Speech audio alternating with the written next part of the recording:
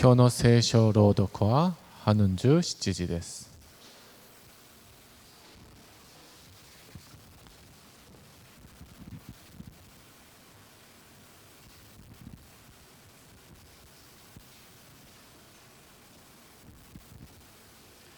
本日の御言葉、マルコによる福音書14章51から52節。一人の若者がサタに雨布をまとってイエスについてきていた。人々が捕らえようとすると雨布を捨てて裸で逃げてしまった。アーメン。皆様ご着席ください。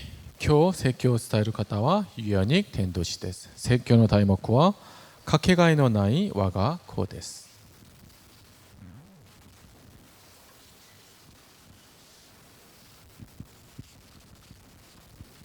여러분 오늘도 거룩한 주의 예배에 함께 하심에 감사드립니다. 우리 어버이날이었는데 가족들이랑 같이 좋은 시간 보내셨나요? 안 보내셨어요?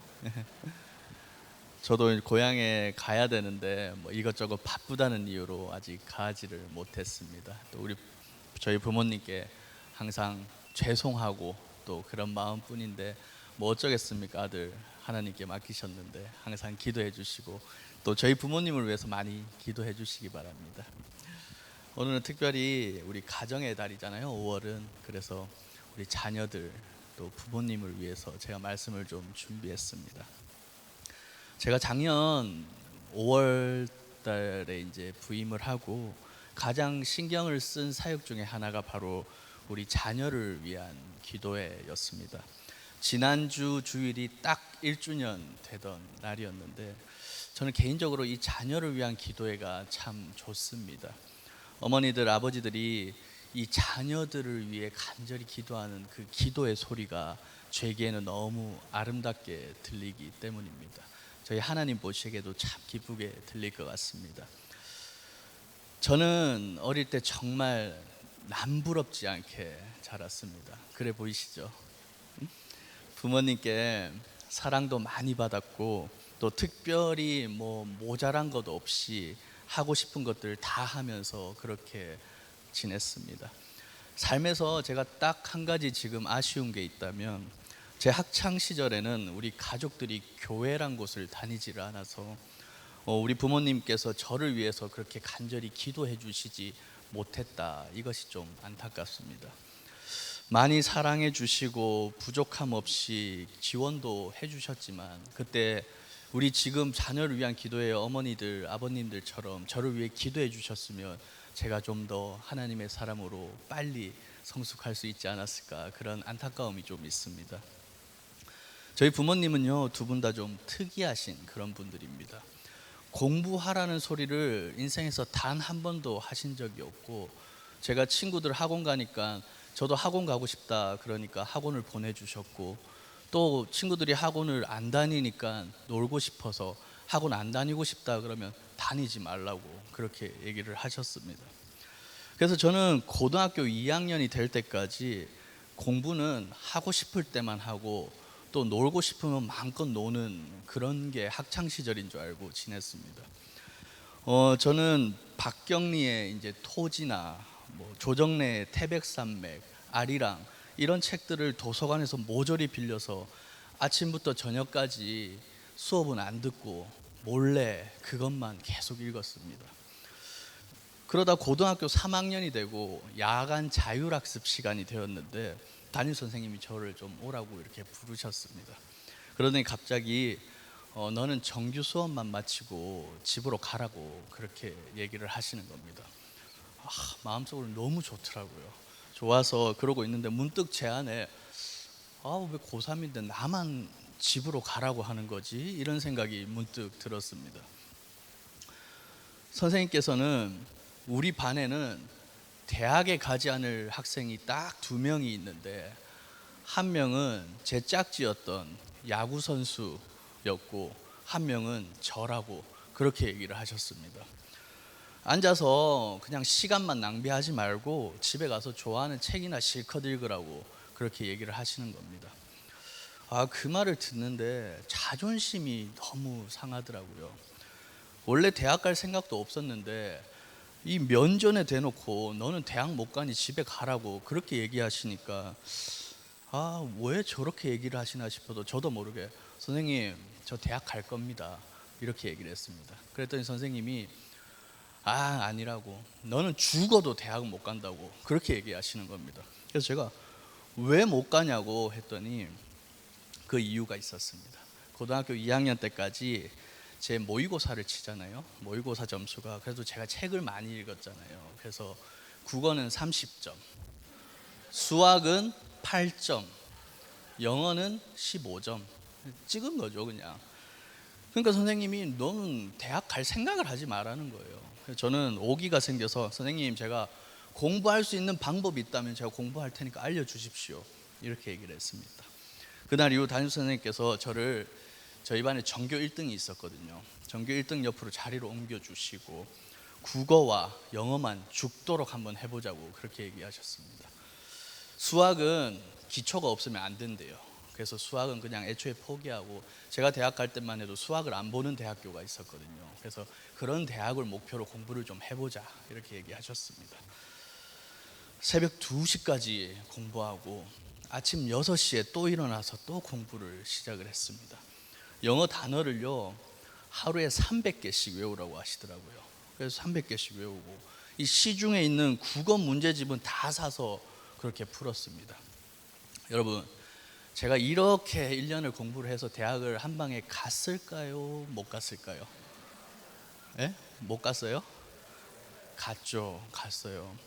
너무 감사하게도 제가 전교에서 성적이 제일 많이 올랐고, 심지어 수능을 너무 잘 봐서 국어랑 영어는 1등급을 받았던 겁니다. 1등급. 말이 안 되는 일이에요. 제가 아마 전국에서 성적이 제일 많이 올랐을 것 같아요. 그때 저를 그렇게 이끌어 주셨던 담임 선생님이 그 과목이 일본어 선생님이셨습니다. 그래서 제가 대학교 과를 정할 때 저는 망설임 없이 나는 무조건 일본어과다 이렇게 해서 일본어과를 가게 되었던 것입니다. 갈피를 잡지 못했던 저 같은 학생들에게 길이 되어 주시고 또 힘이 되는 선생님처럼 되고 싶어서 저는 그 과를 택했던 것입니다. 근데 지금 돌아보니까 제가 일본어과를 간 이유가 있었어요. 이 일본 선교 교회를 위한 것이 아니었나 싶습니다. 이런 이 성적 안 나오는 부끄러운 얘기를 강단에서 하기는 참 쉽지 않습니다. 저도 막 1등 했습니다 이런 얘기만 하고 싶죠. 근데 제 삶을 돌아보면 때마다 하나님께서 너무 좋은 사람들을 보내주셔서 저를 여기까지 인도해 주셨음을 제가 고백할 수 있는 것입니다. 철없는 저를 기다려 주셨던 선생님과 저희 부모님은 얼마나 애가 타셨겠어요. 그렇죠? 그런 부모님이 없었다면 제가 이 자리에서 지금 이렇게 서 있을 수가 없을 것입니다. 또 대학교를 다니다가 갑자기 또 교회를 가게 되고 신학교를 가게 된 후반부 얘기도 재미난 게 있는데 그것도 나중에 기회가 되면 꼭 함께 나누는 시간이 있었으면 좋겠습니다. 이 설교 말미에 저의 이 흑역사를 꺼내는 이유가 있습니다. 오늘 우리가 읽은 성경 본문에도 이 금쪽이 청년이 한 명 등장합니다. 예수님이 잡히실 때 어떤 젊은 사람이 있었는데 홑 이불만 두르고 예수님을 따라가다가 갑자기 도망을 가는 그런 장면입니다. 전체적인 문맥에서 보면 예수님이 잡히시고 뭐 이런 연결 구조에서 전혀 필요가 없는 그런 본문처럼 보입니다. 또 이 사복음서 중에는 마가복음에만 유일하게 이 구절이 나와 있습니다.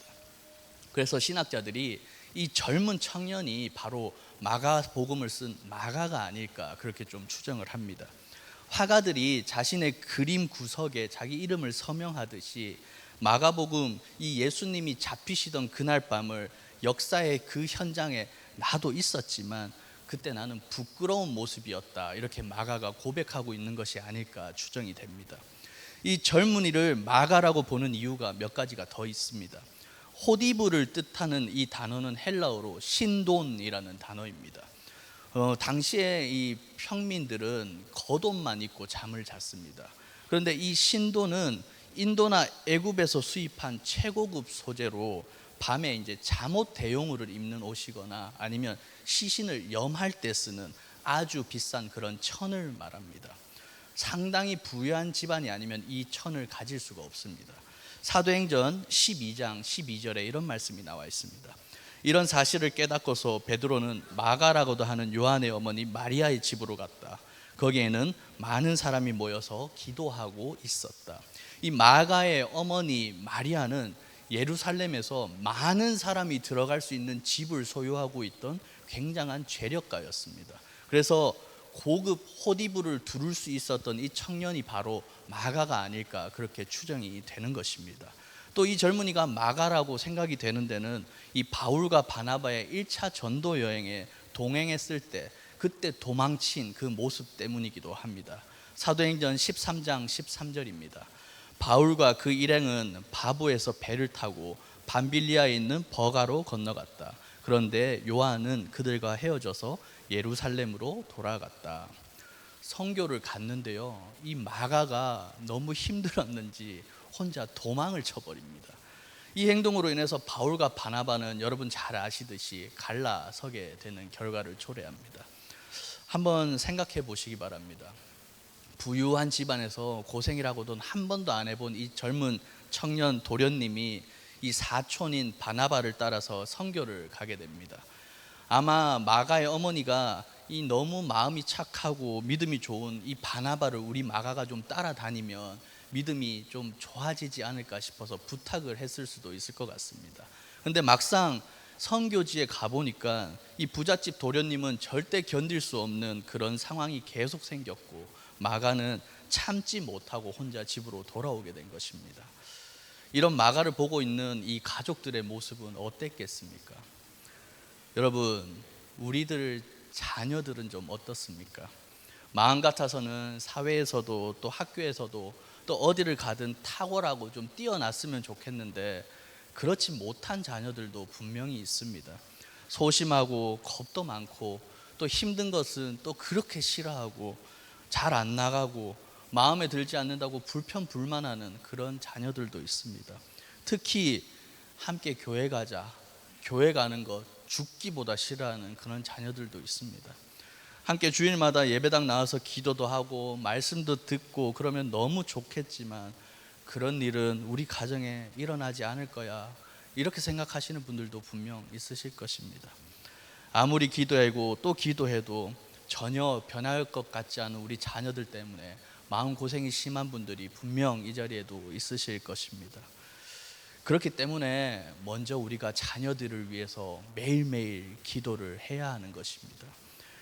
그리고 또 하나, 우리는 마가의 사촌인 이 바나바를 통해서 배워야 할 것이 하나가 있습니다. 사도행전 15장 37절에서 39절입니다. 그런데 바나바는 마가라는 요한도 데리고 가려고 하였다. 그러나 바울은 밤빌리아에서 자기들을 버리고 함께 일하러 가지 않은 그 사람을 데리고 가는 것을 좋지 않게 여겼다.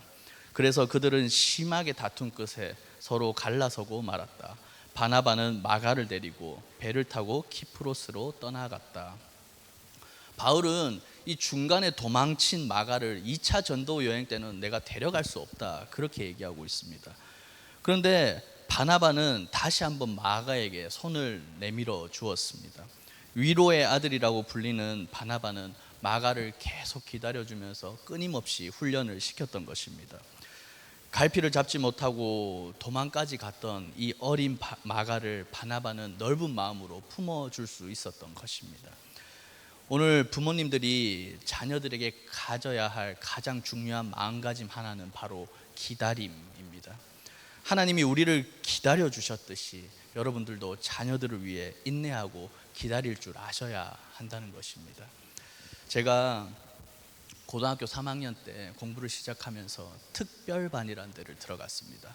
전교에서 1등부터 60등까지만 모아놓고 공부를 하는 곳인데 제가 들어갈 수가 없잖아요. 꼴찌였는데 우리 담임선생님이 저를 억지로 그 반에 끼워 넣은 것입니다.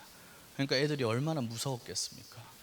공부 잘하는 학생들이 공부도 못하는 그 야구선수 짝지가 공부를 하겠다고 왔으니 굉장히 무서워했는데 열심히 저는 거기서 공부를 했거든요. 공부를 하다가 새벽 2시쯤 맞춰서 집에 돌아오면 저희 아버지는 항상 집 소파에 앉아서 졸다가 저를 이렇게 헐레벌떡 맞아 주셨습니다. 그리고 6시에 다시 학교를 가려고 나오는데도 여전히 그 자리에 앉아서 배웅을 해주셨습니다. 1년 내내 단 하루도 빠지지 않고 제가 들어오고 나가는 모습을 그 자리에 앉아서 묵묵히 지켜봐 주셨습니다. 수능 가채점을 하고 생각보다 잘 나온 점수에 너무 기뻐하던 와중에 제가 아버지가 앉아 계셨던 그 소파를 보게 되었습니다. 얼마나 1년 동안 그 자리에 오래 앉아 계셨던지 아버지가 앉아 계시던 그 자리에 소파가 푹 이렇게 꺼져 있었습니다. 1년 동안 그 자리를 묵묵히 지킬 수 있었던 건 부모님이기에 가능했지 않았겠습니까? 앉아있던 그 모습 그대로 엉덩이 자국이 난 소파 자국이 저에게는 한없이 기다려주시는 이 아버지의 사랑으로 아직까지 그렇게 기억이 되고 있습니다. 여러분, 자녀들에게 여러분들은 어떤 모습으로 지금 기억되고 있으십니까? 오늘 설교 제목은 금쪽 같은 내 새끼입니다. 금쪽 같은 내 새끼. TV 프로그램 제목입니다. 처음에는 아이들이 말썽도 부리고 막 욕도 하고 부모님을 때리고 산만하게 행동했던 아이들이 상담을 받고는 점점 좋아지는 그런 모습을 보면 참 신기했습니다. 이 아이들에게 뭐 약물을 투여한다든지 아니면 정신과적인 치료를 병행한다든지 그런 것이 아니라 부모님들이 자녀들을 더 사랑해주고 자녀들과 더 많이 대화하고 자녀들을 더 믿고 기다려줄 때 그때부터 이 자녀들에게 조금씩 변화가 생기는 것입니다. 오늘 본문에 마가 역시 변화된 모습으로 나타납니다. 베드로전서 5장 13절입니다. 여러분과 함께 택하심을 받은 바빌론에 있는 자매교회와 나의 아들 마가가 여러분에게 문안합니다. 베드로가 이 마가를 보고 뭐라고 얘기합니까? 나의 아들 마가 이렇게 얘기하고 있습니다. 혈연 관계가 아닌데도 불구하고 베드로가 마가를 이렇게 부를 수 있었다는 것은 베드로에게 마가가 영적인 아들이 되었다는 것입니다. 베드로는 아마 이 마가를 가장 잘 이해할 수 있는 사람 중에 한 명이었을 것입니다. 예수님이 잡히시던 날 그날 밤 마가가 호디부를 버리고 도망칠 때 베드로 역시 예수님을 3번이나 부인했었던 것입니다.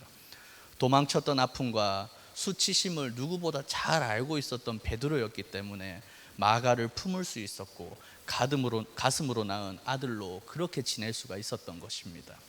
디모데후서 4장 11절에는 이런 말씀이 나와 있습니다. 누가만 나와 함께 있습니다. 그대가 올 때 마가를 데리고 오십시오. 그 사람은 나의 일에 요긴한 사람입니다. 사도 바울 역시 말년에는 마가를 자기에게로 좀 데리고 오라고 이렇게 쓰고 있습니다. 한때는 이 선교의 걸림돌처럼 여겼던 마가가 사도 바울 생의 마지막 순간에는 가장 보고 싶은 사람이 되었고 또 복음에 유익한 사람으로 변하는 그런 기적적인 일이 이 삶에서 일어나게 된 것입니다. 여러분, 어떻게 이런 일이 일어날 수 있었겠습니까? 하나님의 사랑으로 기다려주었던 많은 사람들의 헌신들 때문에 마가는 도망을 쳤던 젊은이에서 마가복음을 기록한 위대한 인물이 될 수 있었음을 우리는 꼭 기억해야만 합니다. 마가복음은 거룩한 사람이 쓴 책이 절대 아닙니다. 당시 기록을 보면 이 베드로의 통역관을 했던 사람이 마가라는 그런 이야기가 있습니다. 베드로가 예수님에 대해서 말씀을 전하면 이 옆에서 마가가 앉아서 그걸 옮겨 적어서 쓰여진 성경책이 바로 마가복음이라는 것입니다. 그래서 마가복음 안에는 이 베드로의 연약한 모습이 구체적으로 나타나고 또 마가가 철없이 행동했던 이 도망자라는 모습도 그렇게 쓰고 있는 것입니다. 마가의 집 이 다락방에는 초대교회 사람들이 모여서 생명을 걸고 기도했던 영적 본부였습니다. 마가가 1차 전도 여행에서 고생을 견디지 못하고 도망쳐서 집으로 돌아왔을 때 그 집에는 뭐 어떤 일이 일어나고 있었습니까? 사람들이 여전히 모여서 초대교회 사람들이 모여서 기도를 하고 있었습니다. 이 어머니 마리아 역시 다시 돌아온 마가를 보면서 한없이 기도할 수밖에 없었을 것입니다. 기도하는 집의 주인이었던 마리아의 기도는 항상 마가를 향해 있었을 것입니다. 다시 돌아온 성교에서 도망쳐 돌아온 마가를 보면서 마리아가 얼마나 많은 눈물로 기도를 했겠습니까? 여러분, 자녀를 위해 눈물로 기도하고 있으십니까? 기도하고 있으세요? 기도하셔야 합니다. 마음으로만 내 자녀 변했으면 좋겠다, 이렇게 했으면 좋겠다 하시는 것이 아니라 하나님께 포기하지 말고 계속 기도하셔야 합니다. 하나님은 부모님의 눈물의 기도를 통해서 이 금쪽이도 하나님의 위대한 도구로 쓰신다는 것을 꼭 잊지 마시기 바랍니다. 마가복음 15장 46절 47절에는 이런 말씀이 나와 있습니다. 요셉은 삼배를 사가지고 와서 예수의 시신을 내려다가 그 삼배로 싸서 바위를 깎아서 만든 무덤에 그를 모시고 무덤 어귀에 돌을 굴려 막아 놓았다. 성경은 예수님의 이 시신을 삼배로 싸서 장사를 지냈다고 그렇게 쓰고 있습니다. 특이하게도 예수님의 시신을 싸고 있던 이 삼배가 이 본문에 청년이 두르고 있었던 호디불이랑 헬라어로는 똑같은 단어가 쓰였습니다. 헬라어로 마가복음을 읽은 사람들은 이 마가가 두르고 있던 호디불 이 장면을 읽으면서 예수님의 시신을 싸고 있던 이 삼배가 똑같이 떠올랐을 것이고, 예수님의 시신을 싸고 있던 이 삼배를 읽을 때는 이 도망쳤던 마가의 호디불이 똑같이 생각되었을 것입니다. 여기에서 이 삼배랑 호디불을 동일한 단어로 쓴 것은 저자가 의도하고 쓴 것입니다. 왜 이렇게 썼겠습니까? 마가가 예수님으로부터 도망칠 때 버린 이 실패의 호디불을 예수님은 훗날 자신의 죽음을 덮는 은혜의 수위로 바꿔주셨다는 것을 우리에게 얘기하고 싶으신 것입니다. 저는 우리 교회 청년들과 여러분 가정의 자녀들을 위해 기도할 때마다 꼭 이렇게 기도합니다. 자녀들이 삶이 힘들어도 주 안에서 힘들게 하시고, 자녀들이 삶의 기쁨이 있을 때 주님 안에서 먼저 감사하게 해주시고, 어느 곳에 있든지 주님의 크고 한량없는 은혜가 우리 자녀들이랑 청년들이 항상 함께 해달라고 그렇게 저는 기도합니다. 금쪽이면 좀 어떻습니까? 수치스러운 실패의 호디불도 주님께서는 그리스도의 은혜라는 새 옷으로 우리 자녀들을 입혀주실 것을 굳게 믿읍시다. 시간이 걸릴지라도 기도하는 자녀들은 꼭 하나님 품으로 돌아오심을 여러분 이 시간 잊지 마시기 바랍니다. 그리고 기다리고 또 기다리면서 주님께 기도하며 우리가 나아갑시다. 어느 권사님이 오랜 세월 아버지의 구원을 위해서 기도를 하셨다고 합니다. 옛날 분이셔서 전도하기가 참 쉽지 않았던 것 같습니다. 하루는 아버지를 붙들고 권사님이 이렇게 말씀하셨다고 합니다. 아버지, 저는 예수님을 믿어서 지금 당장 천국에 간다는 그 확신이 있는데, 제가 만약 천국에 갔는데 아버지가 없으면 제 마음이 어떻겠어요? 이렇게 얘기하셨습니다. 이 권사님의 진심이 좀 통했는지 아버지께서는 그 딸을 한참 보시더니 너가 참 마음이 아프겠구나 이렇게 말씀하시고 예수님을 영접하셨다는 그 얘기를 제가 들었습니다. 여러분, 가장 사랑하는 사람이 천국에 갔는데 없으면 어떡합니까? 정말 사랑하는 내 가족, 내 자녀가 천국에 갔는데 거기 없으면 어떻게 하실 겁니까? 혼자 사실 거예요, 거기서? 가족들의 영혼 구원을 위해서 여러분 노력하시고 기도하셔야 됩니다. 자녀들이 아무리 세상에서 잘 나가고 떵떵거리고 살면 뭐합니까? 돈 많이 벌고 명예를 얻고 그렇게 살면 이 세상에서 어떤 영광이 있습니까? 천국에서 못 만나는데 그것만큼 슬픈 일이 어디 있겠습니까? 저희 아버지가 푹 꺼진 소파의 흔적으로 저를 기다려주신 그 사랑처럼 여러분도 여러분들 자녀 그 마음 안에 이 사랑의 흔적을 좀 남겨주시길 바랍니다. 내가 너를 위해서, 이 엄마 아빠가 너를 위해서 항상 기도하고 있다고 그거 꼭 알려주시기 바랍니다. 내가 천국에서 꼭 만나고 싶다고, 내가 천국 갔을 때 너가 꼭 있었으면 좋겠다고 그렇게 자녀들에게 계속 말씀해 주시기 바랍니다. 더 많이 기다려 주시고요, 더 많이 자녀들과 대화해 주시고요, 그리고 여러분의 모습을 통해서 하나님의 모습을 자녀들이 좀 볼 수 있었으면 좋겠습니다. 또 어느 권사님 한 분이 매일 자기는 아침마다 거울을 보면서 이렇게 기도를 한다고 하십니다. 하나님, 사람들이 제 얼굴만 보고도 예수님 믿을 수 있게 예쁜 얼굴이 되게 해주세요. 이렇게 기도를 한다고 합니다.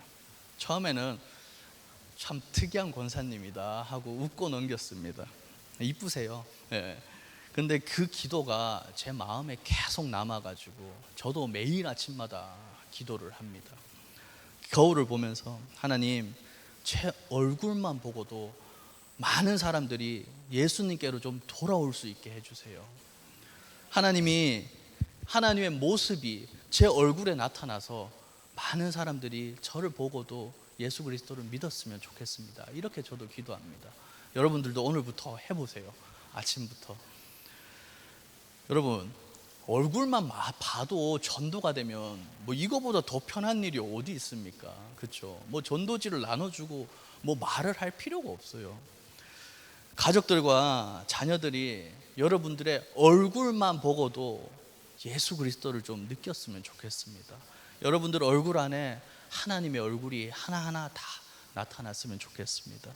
그래서 올해가 가기 전에 가족들과 다 함께 이 예배당에서 기쁨으로 하나님을 찬양하고 또 하나님께 말씀도 듣고 기도하고 그럴 수 있기를 제가 꿈꿔봅니다. 그것을 위해서 먼저 우리 금쪽같이 사랑하는 내 자식들을 위해서 기다림의 사랑을 전할 수 있는 여러분들이 다 되셨으면 좋겠습니다. 절대 포기하지 않는 기다림의 사랑이 이곳에 모인 사랑하는 일본 성교교회 모든 가족들에게 함께 하시기를 제가 간절히 매일 기도하도록 하겠습니다. 기도하겠습니다. 사랑의 주님, 감사합니다. 주님을 따른다고 하면서도 도망치기에 바빴던 우리의 모습을 이 시간 돌아보게 됩니다. 그런 우리를 포기하지 않으시고 기다려주시고 구원해 주신 은혜에 감사드립니다. 자녀가 뜻대로 되지 않아 속이 상하고 영적으로 방황할 때도 포기하거나 다그치지 않고 기도하는 부모님들이 다 되게 하여 주시옵소서. 우리의 간절한 기도를 통해 굳게 닫힌 자녀들의 마음의 문이 열리고 십자가 앞으로 돌아와 주님의 도구로 쓰임받을 수 있기를 간절히 원합니다. 머지않은 날 온 가족이 다 함께 이 예배당에 앉아 기쁨으로 주님을 찬양하는 영광스러운 은혜가 우리 모든 가정에 있기를 간절히 소망합니다. 우리를 끝까지 사랑하시고 영원히 기다려주시는 예수 그리스도의 이름으로 기도드립니다. 아멘.